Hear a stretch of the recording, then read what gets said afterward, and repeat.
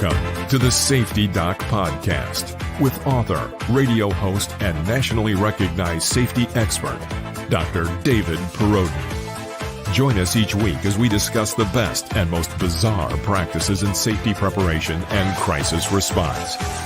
Follow Dr. Perodin on Twitter at SafetyPhD. And remember, the truth will keep you safe. Hey everybody, this is your good friend Dr. David Perodin from down here in the historic North Star recording studio. This won't be a long one tonight, but it is an important one. So I wanted to bring a little awareness to a post that was made today, a review for the velocity of information, which is apparently wait a second here. I have to change the backgrounds. The background is flipped. So hang on. This is never a good sign, but there we go. They said it couldn't be done, and we did it. So yay. All right. So of course, reviews are par for the course when you publish a book or, do stuff like that. But let's talk about the velocity of information here for a second. So there was a post today on Amazon, and it is a 1-star review, which, it's your choice to post a 1-star review. And it's actually good when people post a comment to go with that. Let me know what you didn't like about the book, where you think the downfall was. It's Mictobus. So, hey, buddy. So, yeah, yeah, it's been a long time here. Dust off everything here to get back on. My voice is kind of going, I think it's allergies today. So this won't be long, but Mictobus and Vanessa, welcome. So I have a review and I've got to figure out, like, at one time I knew how to bring that up on the screen and share that. It's been a while here. So let's see. How can I do that? So, wow, we're getting here to a pretty wonky deal here. So can I share the screen? Yeah, I'm sure there's a way to do it. And let me see here. So share screen. Well, here we go. All right, here we go. Well, look, it's Joe Morris, our good friend there. Joe Morris, good to see you, buddy. Oh, yeah, Joe, that is exactly I was I was searching through and trying to find notes on this hand vac because I'm going to upgrade, and I was like, whoa, somebody. And then I was like, was it Joe or was it the Kentucky Batman who was telling me about the DeWalt? So let me write that down right now before I forget. All right. So it is a DeWalt, a DeWalt 20 volt hand vac. Okay, yeah, I haven't done that yet. I need to. So the DeWalt 20 volt hand vac. I'm still using the Black & Decker old lithium one I have, which works great, for about 3 minutes, and the battery's gone. So anyway, I wanna show this review. So it's probably not at all legible for you, but so this review is posted today, and I just want to share that this is a pretty wonky review. So I'm going to read it. It's larger on the screen next to me. So here we go. This is by Robert Anderson. So it's just publicly posted, right? So on Amazon. And this review says, I coined the term velocity of information in 2009 on record since 2015 or so. Per Robert Anderson, he's coined the term velocity of information, which is in the title of my book. So this is his review. So he gives a 1-star. So I'm like, all right, let's see what you had to say. So Robert writes, I peruse the given sample. I don't know if I have an IP claim, intellectual property is what he's trying to say. So right off the bat, he's kind of saying, well, I think maybe I have a litigation claim here against the authors. I'm like, whoa, interesting. I'm reasonably certain that this term made it to the author from me. So well, I'll tell you what, Robert, I'm reasonably certain the term did not make it from you to me. Um, so, but I don't know who you are. And the term, the origin of the velocity information is twofold, and that is delineated in the book. Dr. Um, let's see, where Dr. Paul Rapp, head of military medicine. And so we were talking about the concept of velocity of information, and then it was coalesced from right here. So, um, so yes, so he's claiming. All right, let me just go on here.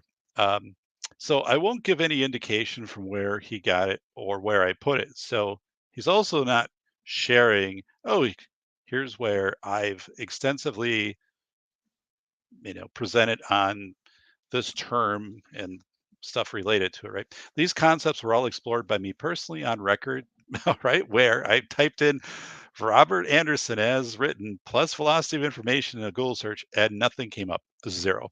I wouldn't even begin an IP claim as this sort of thing happens frequently, and at least I don't have to go through the trouble of writing this myself. So this is a twist, right? So he's saying, you know what? I'm not going to do an intellectual property claim, which I don't know, Bud, if where in the world do you go with that? But um, the book has 471 citations, by the way. Plus, I interviewed 12 people and have the full transcriptions from all of those. So, and this is just weird. But basically, in this one sentence, he makes a pivot. He goes, "I wouldn't even begin an IP claim." So he's not going to try to recoup what he believes is his ideas, which I somehow have captured and created this book out of, which he only read the given sample. He didn't read the book. He read the description of the book, and then he left his review. So he basically is reviewing the description. But so then he says, I don't even have to go through the trouble of writing this myself. So he's saying, you know what? Doc wrote the book, and because he wrote the book, now I don't have to write the book, so I'm glad it's out there, right? So really weird, just a, a really weird thing to do. But um, okay, if I net it to this is where it gets even stranger, right? So we go if I net it 2.3 million at once. All right, so I don't know where that comes from. Nowhere is there a mention of money of any type of a windfall of 2.3 million at once for the book. And Robert, if you're in the publishing business, we do need to connect because I'm not in this constellation of $2.3 million from a generating from a book. But or if he thinks that somehow I received this $2.3 million and now have gone on a life sabbatical to write. I don't know, but he's saying if I netted $2.3 million at once, which is a very specific number, right? I'd probably do something other than hypothesize accurately on the provenance, which is a word in the book but not in the description of certain intellectual works. So provenance or the origin of certain intellectual works. So he's trying to say this it's my work, or substantially it's my work, which is ludicrous because it's not. Um, so and the fact also, Robert, please buy the book, read it. Um, and I think you'd be differently informed. Maybe it's still 1 star, but more than half of the book is interviews, which I conducted. So, um, so this is just weird. It's unfortunate because Amazon waits a 1 star review where there's a narrative with it, they give it more weight than if it's just a 1-star review. So if you look, like, there's a 4-star review where nobody left a comment, and that's generates 8% of the reviews, and this one generates 9. So it's just weird how Amazon does that too. Um, so yeah, I mean, it's quirky because I've read it a few times, and the more I read it, like, the more it kind of seems like a compliment because I'm like, well, here's a person who's saying, I'm glad the book was written because I guess I didn't have the time or resources to write it. So somebody wrote it. So I'm glad it's out there. And also, this $2.3 million worth either to the book or to the author is kind of amusing. Um, but anyway, here it is. It's initially was kind of frustrating. Um, so I again, if someone has a genuine critique of the work, absolutely. But if you're just saying, I peruse the given sample, I mean, that's like giving a review of a car because you walked past it on the lot, right? So I checked it out, and here's my whole review of this vehicle, right? I never drove it or anything like that. I'm just, um, so it's really a shame too when people do stuff like this. But I think when people read the review, they'll be like, "Whoa, this is," um, when you start out by saying you've perused the given sample, and then you get into the rest of it, it's weird. And then I don't know if I have an IP claim. Well, Robert, I'm going to answer that for you. You don't. So, um, but this is really a wonky deal. So anyway, um, also an opportunity for those of you out there who have the book. Oh, it's our good friend Bacon Maldito. Bacon, hey buddy. So, um, so Bacon's saying, did this guy at least mail himself the poor man's copyright? As so, so there's no way to contact him. I clicked on his profile to see if there was like um, a way to contact him, or there's no way to respond. And not that I want to go down this rabbit hole with the poster, but I was like, you know, if you actually read the book, and I just think this is it's just a weird review. Um, but it's also important for those of you out there who are fans of the doc to post your reviews for Velocity of Information. School of Errors has been out there for a number of years, and it has a lot of reviews, and people have shown a lot of love to that book, rightfully so. Um, but Philosophy of Information, for some reason, it doesn't have as many reviews, and it's getting, some of this type of stuff is happening where people go in and they post like a 2-star, but they don't leave a comment. And you know, when that happens enough with a book that doesn't have a lot of reviews, because I mean, it's kind of a niche area, right? It just starts to drop it. So when you get below, like 4.5, 4.4 on an Amazon review, you start to, the books, people just kind of scroll past, oh, 4 stars, and because you have stuff like this going on.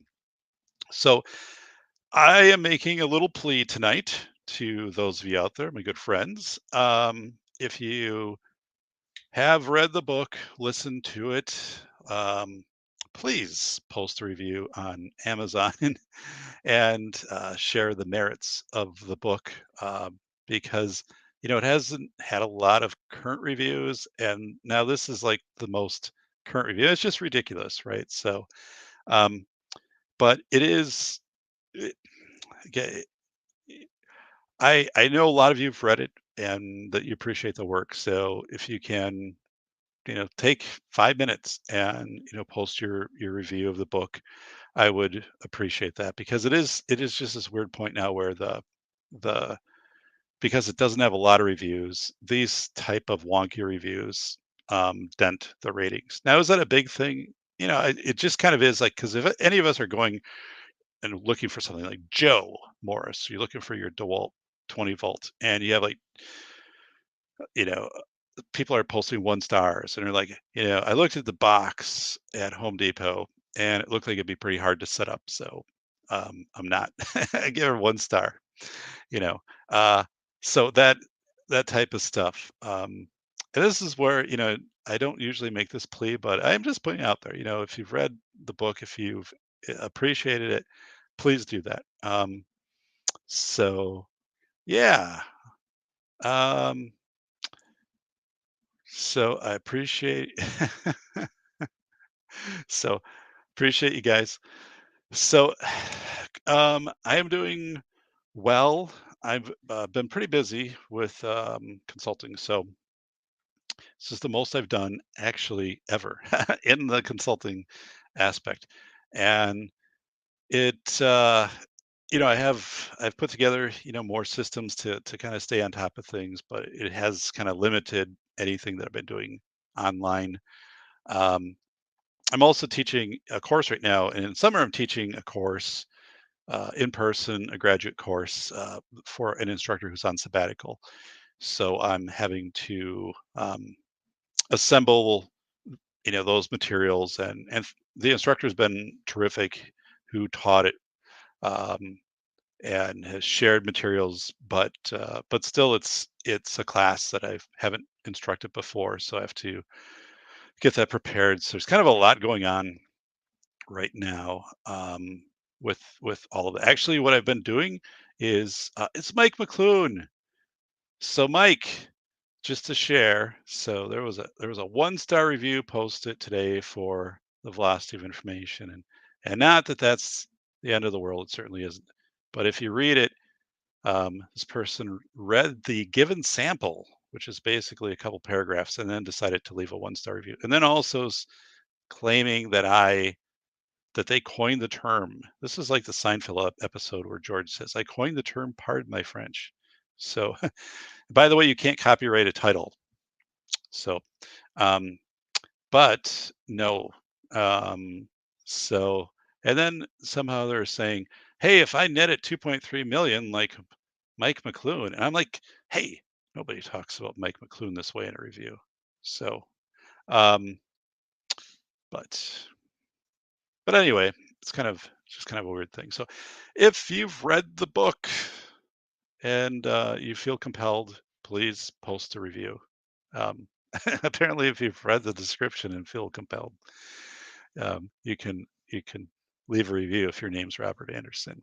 Um, so I've been doing well. I did talk with my publisher about 2 things. One was a possibly another book, and then the other one was a new version of School of Errors, and decided to not go with either one of those. The new book, it's really getting difficult to produce new content in the age of AI, right? So somebody could come out and create a safety theme book with ChatGPT or some AI engine. And, like what I do is I'm interviewing people and boiling down stuff like that. But you just, it's a whole different playing field than it was back in 2019 when I released School of Airs. So I was thinking about a new book and then maybe doing kind of co-authoring that, but it just doesn't seem like that's the direction I want to go. So the other option was to take School of Airs and to do a new version of it to update it. And there could be some areas of that that get updated. Um, but then basically the publisher stops publishing the original and then you start doing the revised copy. So you can't get the original anymore. And I didn't want that to happen because I like the original a lot. Um, and like most of the original is kind of ageless. Or talk about Hobbes Leviathan, right? And some um, examples of Cajun Navy relief with Katie Pachon. Like those things will always be relevant as they're described. Um, and all of the chaos and crisis response and the boat harbor rescue at 9/11 in New York. Um, so, that's the thing is if you update a book, if you come up with a new edition, then that's the one that gets the attention and the other edition doesn't. So I was like, no, if I was to do this, I would have to kind of write a new book. So, so we had some meetings about that, and ultimately I just said, nah, school is good. But velocity of information, it's just a wonky day. I love listening to this, by the way, the audiobook, narrated by Ben Hawk. And this is a terrific book. I'm starting to get more feedback from readers. People will email or contact me um, or they'll post an Amazon review saying, I read the description. So, um, yeah, it was 73 here in southern Wisconsin on Sunday, and we've already had 2 rounds of severe storms and tornadoes in February. Not exactly where I'm at, south of where I'm at. So, um, I'm going. This won't be a long. I have to preserve my voice because I have a lot of meetings tomorrow. And I actually have a lot of meetings Friday too. For some reason, I was thinking, oh, I don't have anything on my docket for Friday, but I'm like, oh my God, I do. Um, but yeah, I've been coming up with this new system where I kind of do a Google Doc and we'll put down what I need to get done for the week outside of like just straight up consulting. Um, and then I'm checking off the boxes as I go through that and trying to work ahead. So there's nothing that's kind of a surprise. So working through that. Um, but otherwise, anybody have any questions you want to throw in there in the chat? Um, I'd like to do an episode, a show where um, I have a guest on and I mean, there were a lot of really fascinating shows that I did with guests, and I'd like to do one kind of talking about the new AI threats happening out there, or just some other things, maybe just all all the wonky stuff going on with the media or these cyber hacks that are happening in schools. So um, I was talking to a school superintendent, and he was sharing about another district in our state where they just took the website had been hacked so many times, and then they just decided to like take it down um, for a week and then just build back a very basic, like a super basic site. Um, and then because it was they didn't have the IT capacity to kind of like fight off all of these cyber attacks. And something too is I was recently talking with someone, I think just yesterday, about they were asking me, well, would you teach these classes, these superintendent and school leadership classes, the legal stuff? Um, what, how do you address like cyber attacks and ransomware? I said, well, you know what? This is good that you asked that because like I do have to address it, but the response on that from a district is they just pay the money. So, um, because what happens is, the Board of Education gets nervous that if the information gets out there of, student information, staff information, that then they'll be sued, the Board of Education. So they're like, just pay it. and and it said it's so frequent now. And then so you're paying the person that hacked you to get access, but are you really getting access back? And the fact this isn't a bigger thing in the news or kind of in just the school safety environment is just pretty alarming. I think I would focus a book on that and these kind of AI threats because I still hold to the position that if there will ever be body cams in schools like worn by staff, the reason won't be because of violence, the or intruders or things like that. Wouldn't be that at all. The reason would be that you would have an authentic record of what was going on, in a time of AI and deepfakes, right? Where you could take any video and modify it to make somebody look like they've said something um, threatening, right? So we see more and more of that, or at least like the articles that I go through and compose for the classes, I'm bringing it more in front of these aspiring school leaders of saying, hey, like this is happening with higher frequency and it just will continue to happen. So you got to think of a policy for it, and how you're going to address this, from authenticating, because your local police department is probably going to tell you, well, I don't know, so how are you going to address this? But so look at this: safety third, an analysis of AI threats by, that's actually a really good title there, Bacon. I mean, that is really good. So what would be second? Safety, what would be the second thing? Because safety first in schools, if we're going to be honest about it, is really everybody's fortifying, um, which I wrote about in School of Errors, and it was bad in 2019 when that book came out, and then it kind of seemed to level off in the pandemic. Obviously, kids just weren't in school, but then in the last 2 years, it's just gone bananas again. All of this money spent on fortifications, or the different type of surveillance AI type software. Um, you know, uh, the there are a lot of problems with that approach. Um, but safety third, so we'd have to figure out like what would be safety second. So the first is where people dump all the money is fortifying. We'd have to figure out second. But I like safety third because I think it's way back there, but it's like an asteroid that suddenly you recognize and you're like, oh, we've got 48 hours to knock this thing out of the sky before it destroys the planet. That's what um, this AI in schools is going to be about. So let me bring up an article here. Um, so uh, dun, dun, dun. So if you haven't posted a review, um, please do. Please do. Please help out your good friend Doc.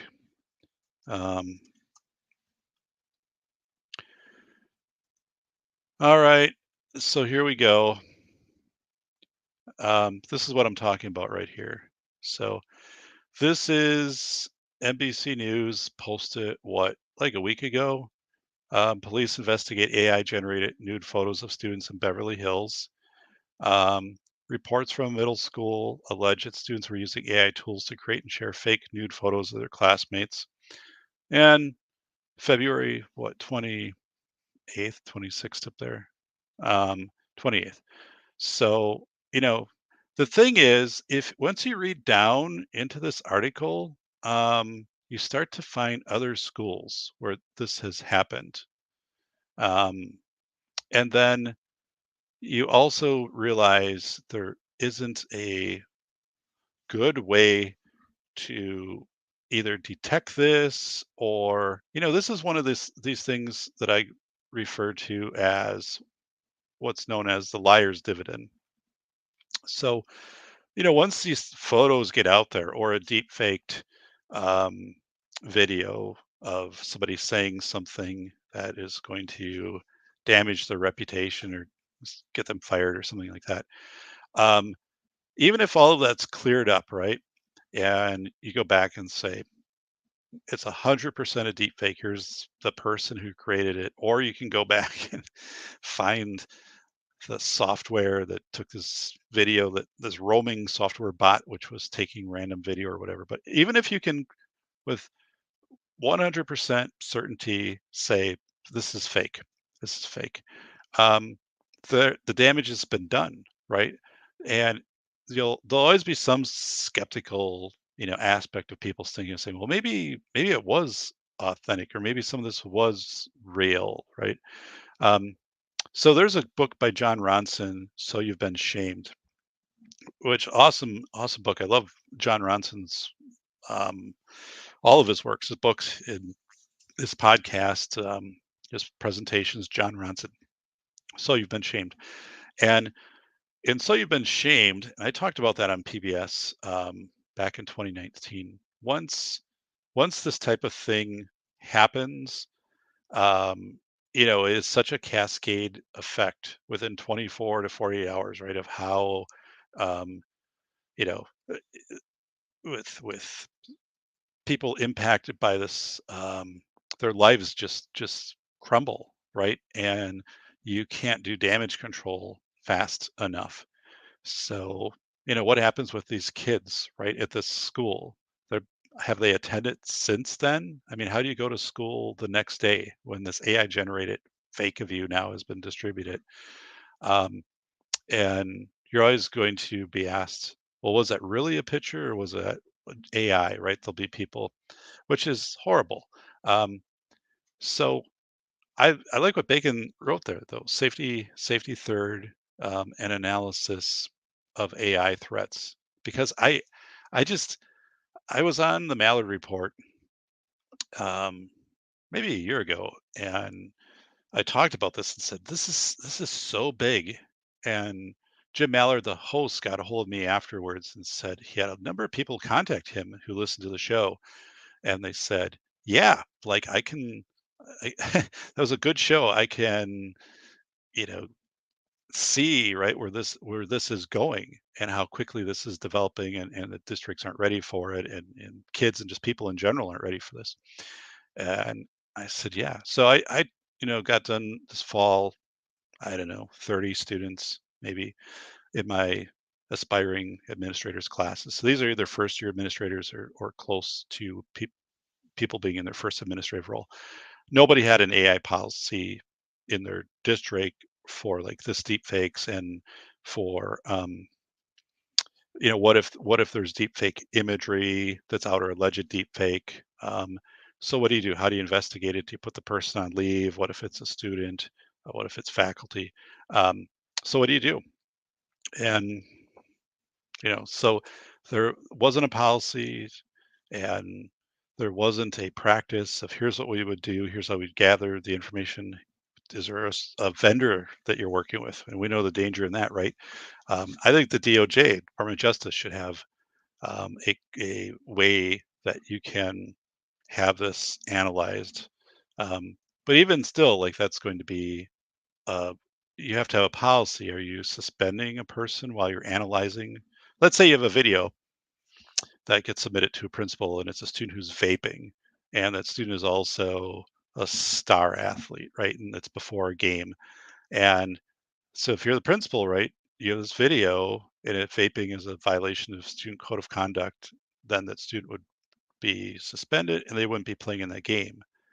But this video might be a deep fake. So do you just suspend the student? Game's played. 2 days later, you find out it's a deep fake video. Well, student missed the game. So where do you go with this? And you can think about staff, and just, I mean, it could just keep going. So, but the thing that I've been pointing out, and I've been trying to refocus people to this in the school safety discussion, is this is the asteroid that is, like, it's out of view right now, but it's moving at light speed. Moving just slightly slower than light speed. And by the time people start to recognize it, um, between that and impact is going to be very short. Meaning, like, this will just be ubiquitous within a year or two. Like ransomware is hitting up schools and all of these companies and everything now, and cell phone service and internet providers. This is going to get really, really crazy, really fast, and no one's going to be ready for it, especially in the school setting. So I think that would be a great. I mean, it's actually not my area of expertise, right? But my area of expertise is policy, and I'd have to work with somebody who was like really into this AI side. to I think that would be a really fascinating book. Um, Now there's researcher David Reedman, who I follow on LinkedIn, and I've talked to him. We did like a Zoom meeting, and that guy's phenomenal as far as looking at school shooting data and violence on or near school campuses. So I clearly identify his work as the best out there in gathering data. I mean, he'll actually call up the schools, call up the police departments, um, research to find out what information exists of events that happen in different areas. Um, so one of the things we're talking about is so his work is different than mine, and it in his area I would say there's nobody close to what he does as an expert in that area. He's phenomenal. I so what David Reedman will do is he'll be able to show you, okay, in the last 5 years, here is the physical locations of where shootings have happened. It could be a hallway or a parking lot, or it could be a football field or a gymnasium, and you'll start to see that the location is starting to move outside of the school building into parking lots, into the sidewalk, the walkway coming into the school, and the football fields, and that's also something that is needs to be considered in changing the approach to school safety. When you have these incidents now, which are coming in this greater orbit of the school, so um, I mean, just from the information he has, absolutely phenomenal. So let me see if I can share his. s- So, yeah, I think he is amazing. Um, K-12 school shooting database, David Reedman. So this is his name. Um,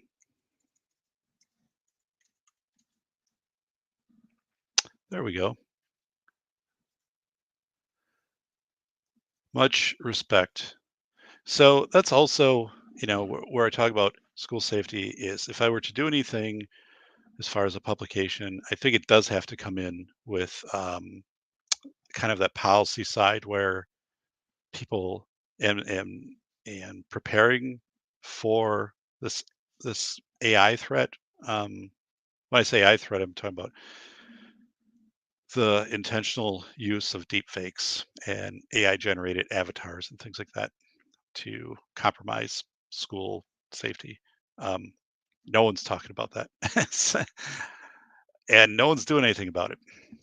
So would you say bacon signer threats? I'm not getting that, buddy. So what am I missing? What am I? Is that supposed to be cyber or is it signer? Is it so cyber threats? But yeah, safety threats and analysis of cyber threats might be a better fit. I don't know. Or I like AI too. Um, so, but yeah, it is pretty wonky. Um, so, what I was sharing yesterday, I had a conversation, and someone was asking me, "What's changed in the last couple of years with teaching?" And I said, two things that I've. One is um, opioid opioids in schools. And the need for opioid antagonists, naloxone, Narcan, and stuff like that. And the schools are buying Narcan and putting it in their AED boxes or vending machines. And the thing with Narcan is or naloxone, it's pretty inexpensive. I don't know, like maybe $8, $10 a dose. Um, and if you just take the dose itself, doesn't have any.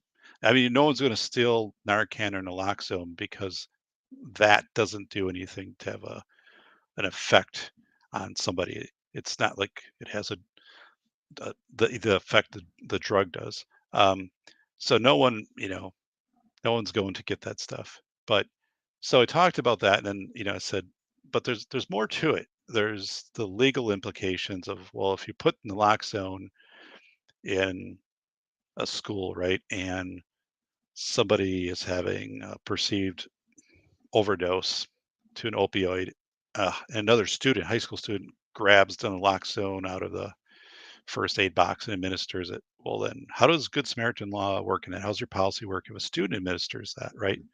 Um, and then are you setting yourself up where if you have a naloxone vending machine, what if someone tries to go to the vending machine instead of calling 911, and then by the time they get to the vending machine to get their free naloxone to counteract the opioid, they've died. So what would liability would you have? And people are like, oh my God, I don't want to think about this. I had somebody tell me that one of my students was sharing, these are all adults, right, who are first year administrators are going to be, but um, they're like, this is pretty scary stuff to think about, like being in this role. And I said, yeah, it is. I'm not going to lie to you there. Um, but it's a reality. And the fact that I'm the one telling you this, when your state organizations really aren't doing anything about this, or your state and federal Department of Public Instruction not doing not doing a lot on this, um, it doesn't mean that it's not a problem, right? So, you know, there's definitely there's smoke out there, means there's fire. So, um, man, um, so yeah, I did that. We just completed in one of the classes. I had students do an allergy case study for a student. So it's a hypothetical case study. It's a second grader comes in with a peanut allergy, and so you have to figure out how you're going to get ready for this kid to start school next week. And it's more complicated than what it looks like, because there's different laws: the Individuals with Disability Education Law, Americans with Disability Act, privacy, HIPAA, FERPA, sharing of records. So the previous school district can't just give you the student's medical file. You think in this case maybe they could, but that's technically not permitted. The school can't re-release records to the next school. So if Bruce, all of his medical records are school A, and he moves to school B, school A can't share any of those third-party records that came from his doctor. So they can make the new district aware that records exist, but then the district has to contact the outside provider, the doctor, and get a release from the parent to get those records. So you also have this phase where, with a student with a severe peanut allergy, is it okay to throw on the brakes for a couple days, until you can get records? Now, the student's not in school, so there's an argument of saying, well, you're denying the student education, but you're also trying to get these records so you can inform the safety plan correctly. So it really takes people kind of down this ethical um, road. And then, you know, what do you do that's in the best interest of the student? And what do you do if you're challenged, right? The parents go to the Department of Public Instruction and say, but they're not letting my kid in school because he has an allergy, you know? And the district is saying, hey, we recognize, you said your child has this severe allergy. They're coming to us from another district. That district can't re-release the records, of medical records, so we need to get those from the doctor. And so we need a couple days to do that, right? In order for us to be fully informed and get things ready and safe for your student. So, but you know, the district's going to be painted as the ones, oh, we don't want the student here, right? There's going to be a bad vibe on that. So like thinking ahead on that. And um, but anyway, there was a really high expectation on that assignment. People, hit the bar with it. And I told them afterwards, I said, I know this was a lot of work, but this is the type of thing where I want you to put it and save this, because this will happen to you as an administrator, like more than once. And the fact you've gone through this and your analytical thinking and stuff that we've talked about, you're going to be really ahead of the curve, and you will be ready for this. It's not going to throw you off. Um, and it was like the next day after that assignment was due, there was a doctor who um, ate in Disney World and had allegedly had a anaphylactic reaction to dairy. Um, well, had a reaction, but allegedly it was due to this meal that they consumed at Disney, and she perished. So the importance, right, of you only get one chance to do these high stakes plans and your safety systems. It's like that in type 1, diabetic students. It can be kind of similar if you have a type 1 diabetic student who might go into diabetic shock, right? What do you do? So um, so just telling people, don't be afraid, but you have to be informed, and that's my job, is to inform you. I report to well, I work for the university, but I have no authority over you. I don't report to the state. I generally want you to have as much knowledge and to be procedurally thoughtful, because this might be, you might not have done this before, and that's why we're doing this in class. um, so I'm really proud of my students this semester. I'm always proud of my students, but I've been asking a lot of them, um, as far as the rigor in the class, and they've been there. They've all been, uh, doing what they need to do. Um, so I appreciate that, and I think as a student too, like when I was taking my administrative classes, like I remember the instructors who had a lot of practical activities. Like I remember having to build out a budget, and I was like, I've never done this before, and it was, um, you know, two retired superintendents that were teaching the class, tag teaming it, and they were great. So they were kind of stepping through, and they're like, well, here, go and meet with these people in your district, and then I learned. I'm glad that I did that because it was something I actually used. Um, so that's the kind of thing, is like, I want this to be something for you. So I've had a good time with that. So I really feel like it's kind of coming together. Who is this dashing guy on the big screen? Oh my goodness! Look at Z. Oh my goodness! Appreciate you. It's our good friend, All Pro Lemonton biking. So it's kind of biking weather here. I mean, I don't have my bike up, and I need to take it in for a tune-up. But yeah. So Bolo's saying, wouldn't an AI agent sidekick help solve those problems? Wow. You kind of wonder when something like that's going to happen, right? You're going to have some. I So one thing I did in the fall class, which was pretty cool, was so this was the superintendent class, the legal issues class. Is I put together a 10 point or 10 slide PowerPoint. It's fabricated. So, and it was about, it's a pretend company, and I came in and I pretended to be. I'm wearing a puffy coat because it's still cold down here in the office.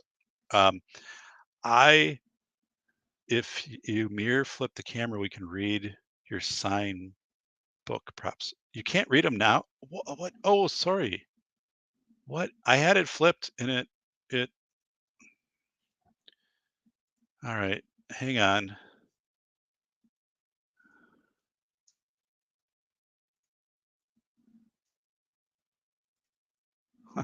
All right. Is it flip back? Yeah. Nice. Always professional to have the background flip the wrong way. Sorry about that. But thanks, Joe Morris. He's saving the day. Joe Morris for the save. He did one of these. Usually that's like a slide, that's double slide from second home, but Joe's been kind of doing that in the background. So music background's flipped. So I got a leprechaun back there for you. Um, but but anyway, I this fall class I came in and I said, so do you have a policy for AI and deep fakes and stuff like that? And nobody did.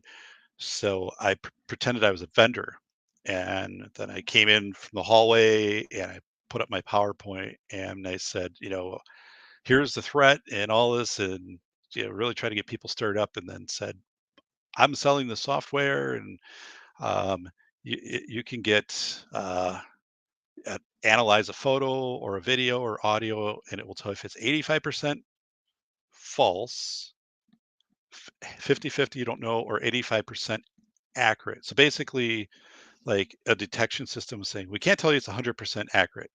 So like this is 100% authentic video. We can tell you it's 85% authentic. We stand behind that, or 50%, or we can say we're 85% sure it's a deep fake, but there's 15% in there. It might not be a deep fake. So no one's going to give you 100%. So would you buy the software? There's nothing else out there. Um, and like some are like, I guess we'd consider it because there's nothing out there. Like if we got hit with this a couple times, we'd have to do something. So then how do you do a policy that matches with that? You're giving this company video of, compromise. Think of that thing in Beverly Hills, right? So, but the thing is, like, these districts have nowhere else to go. These leaders, they can't go to the state. The state's not helping them out. Their organizations aren't helping them out. The feds aren't helping them out. So, you know, what what are you going to do? So the vendor's saying, at least you can say you did something, right? And but and then you have where I live, Wisconsin, you have 421 districts. So are they all doing their own thing? Well, right now, I guess they kind of are. So, but it's a big mess. Got a haircut today, by the way. Z, look at this. So, um, it's the summer cut. I try to keep my my hair short, and I had to do like a double haircut in June. My hair stylist only does she only um, works with a certain number of people, so you can't come in and get your hair done. So I've been she's been like my I don't know if it's really I don't have my hairstyle, but she's been cutting my hair for like 10, 12 years. Awesome.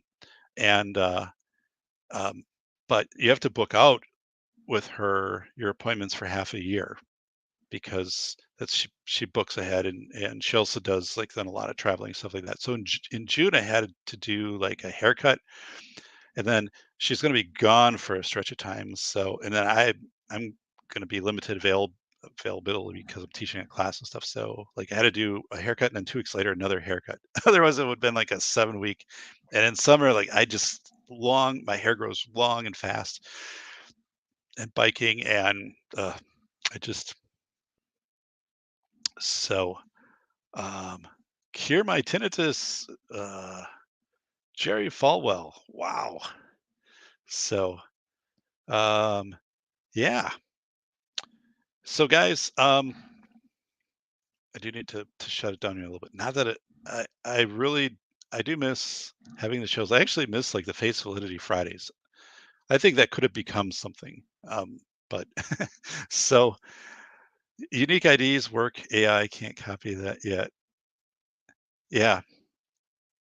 Um, so I've done a little bit of AI um, exploration. So I've done a lot with ChatGPT in class and then just in general to learn about it. And we were in class, the superintendent legal class, and we couldn't come up with a policy for AI. Like, where would you start with this? And or using ChatGPT, and so I logged in to my ChatGPT in class, and I put a prompt and said, create a school district policy for the use of AI, and that was it. And it created a policy, and it was very favorable for AI. And in like 30 seconds, the whole thing was laid out. So it's interesting, right? Um, so but I've been using some of these image generators where you type in, create like a game board, but all of the images are 3D food or something like that. Um, and the stuff is really wonky that comes back. And I'm not using like the ones you have to pay for. So just like the free ones, but I mean, it's not going to be long. It's going to be like a year or two, and you're going to be having all of these deep fake or these not deep fakes of people. They'll be deep fake avatars, so they'll look like people that you'll be able to create. So you'll be able to you'll be able to generate someone that doesn't exist, right? And then just have some AI create all these images of them doing different things, and you can create the persona and the backstory. And um, it's kind of like little Michaela Sosa. Calvin Klein did that, I think, in 2017 or 2018. This avatar where people thought she was real, and she's wearing like different branded clothing and in places and stuff like that, and she really wasn't, right? It's just an avatar.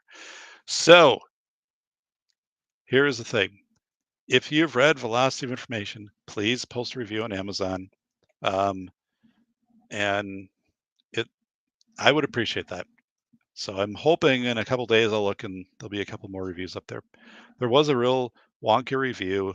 If you want to learn about it, go back to the start of the show here, that was posted today.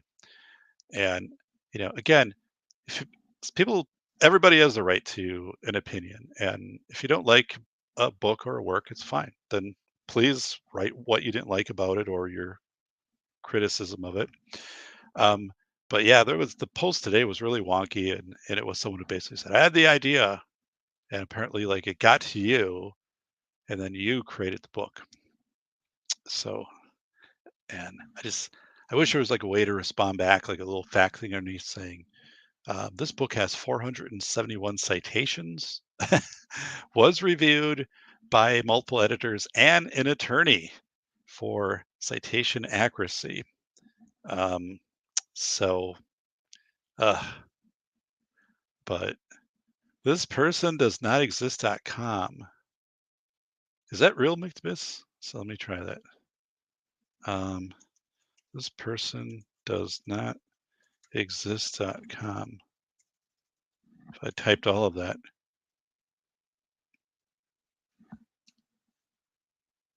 Oh, so that's AI generated. Well, thanks, McTbis. Thanks for sharing that. I'm going to include that in my class. Um, thanks, buddy. Let me do this again. This person does not exist. Um, so what? All right. So let me show you what came up here. So this is this person does not exist.com. So that's an image. So we'll refresh it. So I'm guessing these are all AI generated right there. Um, right there. So right there. And let's do a couple more. This is interesting. Thanks.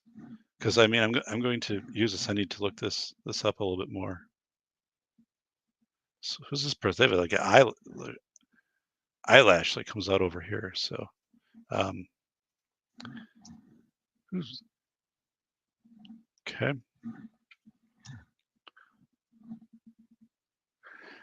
All right. So what is that? This person does not exist.com. Mictus, what can you tell us about that? Yeah, AI. This person.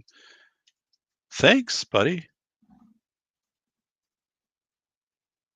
.com. I need to do random. Yeah, random face generator. Wow. Wow. Man, like I am just like blown away and excited because like this is immediately going into my class. Gosh darn you, Mictibus. Look at Mictibus there. Pulling rabbits out of hats. Mictibus. Wow. A lot of people don't know this, but Mictibus like came up with this new logo for Pepsi.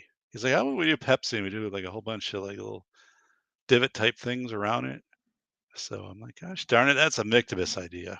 So some people call Mictubus. But anyways, that's cool. That is some cool stuff. It is very creepy.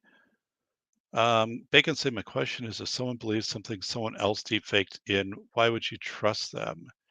Yeah. The thing is, like, though, Bacon, you're right. But the thing is, there's, I think, such a high density of people that are bel that believe deepfakes. Well, let's say this. So, what if someone is instead of a deepfake, what if it's actually a hologram that is of a person or of an event, or um, and they don't know it, right? So back in during the pandemic when Major League Baseball didn't allow fans in the stands, and I wrote about this in Velocity of Information, right? The book that Robert reviewed, and uh, and I have this on Twitter somewhere in one of the posts where they did a like a 45-second clip, and they showed Wrigley Field, and then they digitally put fans in the stands. And they were talking about it. We have to, oh, don't worry, because like you're going to watch games and it'll still feel like there's fans. So they would be like, and then it would change, and then they'd be Brewer fans, Cub fans, they'd be doing the wave. And the thing was, if you looked at the video, if you look at them doing this, you wouldn't notice that. Um, Meaning, like, if you're just watching the game and they digitally have the fans in the stands, kind of like as what Mictobus just shared, and they have people, kind of moving around and stuff like that. You're not paying attention to the fans, and especially if the camera isn't specifically focusing in. So it might look like it's a sellout, but you could do this type of thing for. I mean, businesses could do this to make it look like there are a lot of people waiting in line to get there for a sale so people are trying to, oh, I better get down there. It's a popular place, or restaurants to make it look like they're the happening place. You could use it to make it look like there's riots, right? Or political protest, or I mean, there's so many ways this could be done. But I think, Bacon, what I would be concerned about is just someone who doesn't realize that they're interacting with a deep fake or AI. And that's where I think um like I don't think it's just kids. I think this can happen to kind of anybody. And that's what, the velocity of information really digs down into verifying information. And um but there there there's actually, I need to do a show on this sometime, but in the Library of Congress there are a number of photos from the like 1880s, 1890s, that are completely fake, and they're just accepted as authentic, meaning they're a mashup of photos. Um, so, and then they've back in 1880 they would take these photos and cut and paste them. I think there's one of General Grant somewhere, and he was never there. So, but the photo exists, and this is back in the 1880s. I wrote up like a couple pages about this because I presented. I don't know if it was to a class or something like that, but I was kind of saying like, you know, this was the early version of Photoshop. Um, but the weird thing again is the Library of Congress doesn't dispute this. Like these images, you can clearly see like people where like their feet are missing in the photo. It looks like they're levitating above the ground, or like a building is, or the backgrounds have like changed color, and so professionals can go back and kind of look at those and say, yep, here's clearly how this was done. But so you have again these images of things that never happened, or these places that never existed, or these people in a place at a time that wasn't authentic. So over time it just becomes the record.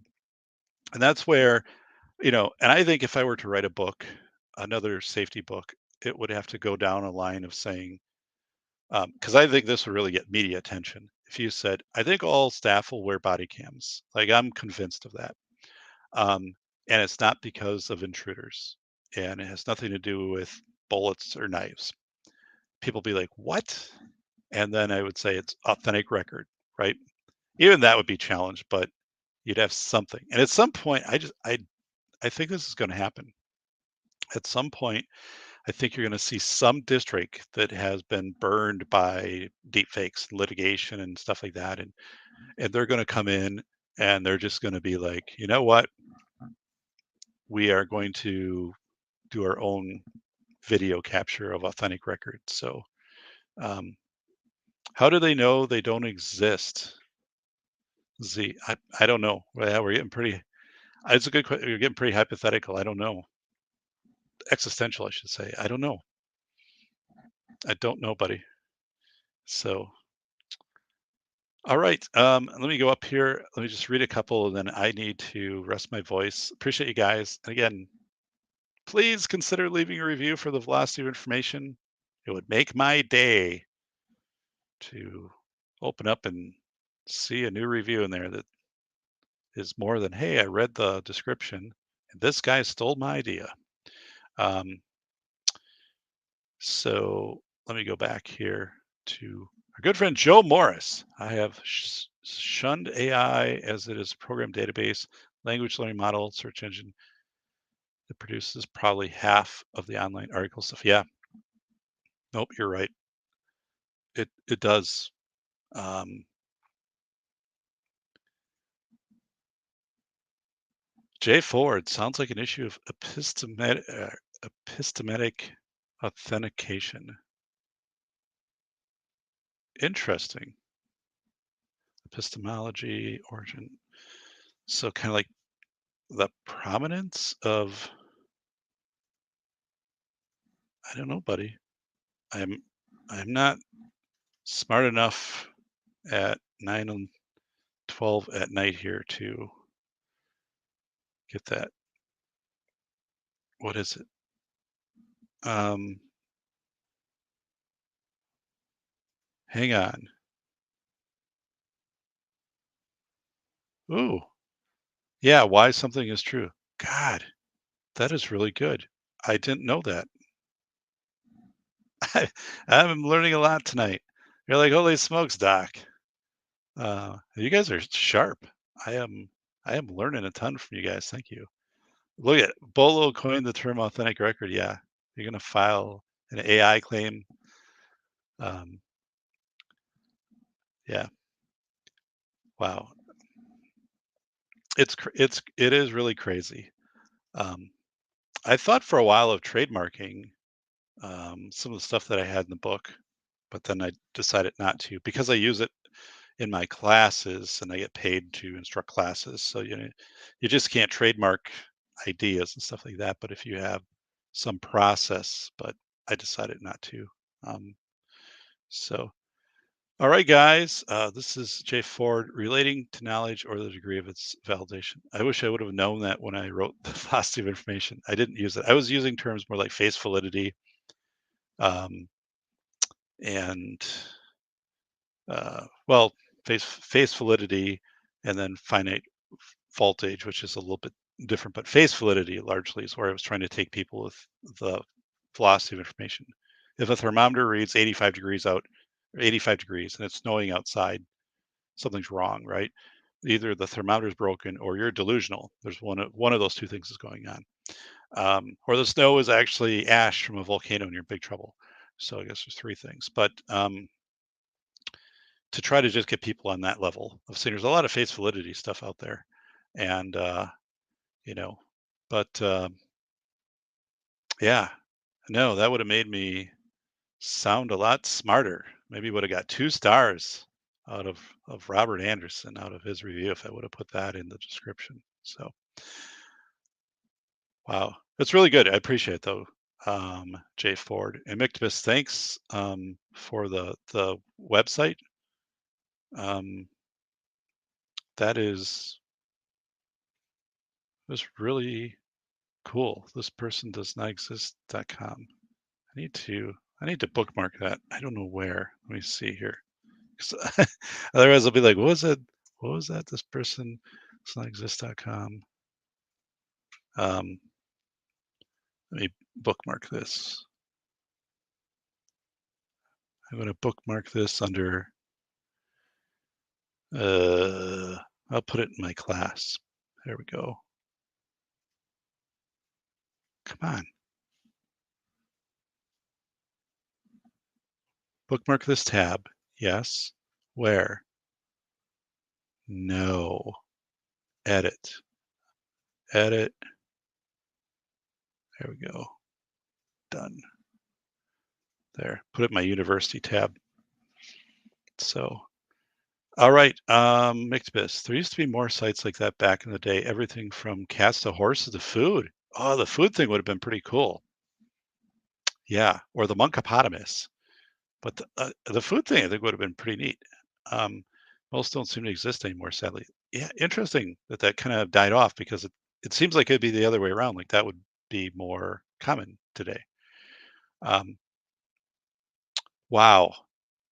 But Mictobus, I'm sincerely appreciative that you shared that because I know exactly where I'm going to include that in my class. And wow, I'm really excited. And you know, everybody, Jay Ford, Bacon. I love that title, that book, or even like Bacon. Like that's a great article title. Because the other thing is like I've if you write for a scholarly journal, and I have a lot of standing.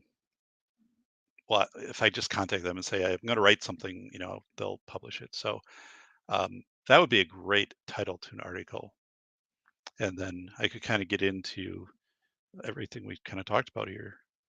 So awesome. All right, guys, I would like to stay on more, but tomorrow I have a lot of meetings and Friday too, and my voice is kind of conking out here. So, all right. But please consider posting a review for the velocity of information. I would appreciate that a lot. Guys, it mean a lot to me. And I'm going to take us out here with one of our favorites. All right. See everybody. How were the beans and chili that you had for breakfast? They were delicious. Thank you for asking. But now I am very gassy. I'm sorry to hear that.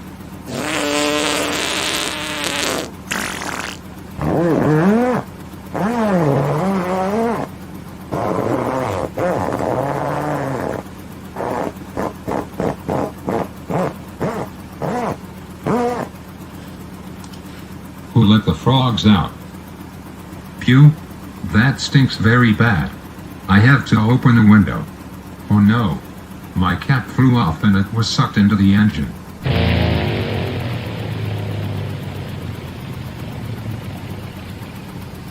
Holy smokes, the engine just cut out. We should use the Decide model to help us make the right decision. Mayday. Mayday. I am declaring a beans and chili emergency. Please advise for landing. Flight 019er, 2 miles northeast. Turn left at 90. Maintain 4,800 to establish an approach.